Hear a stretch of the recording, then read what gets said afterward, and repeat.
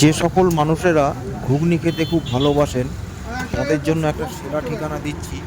এই দোকানটি অবস্থিত ব্যারাকপুরে।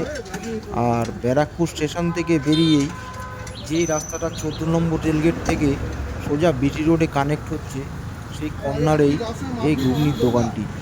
খুব সুন্দর, খুব ভালো ঘুগনি এখানে বিক্রি হয়।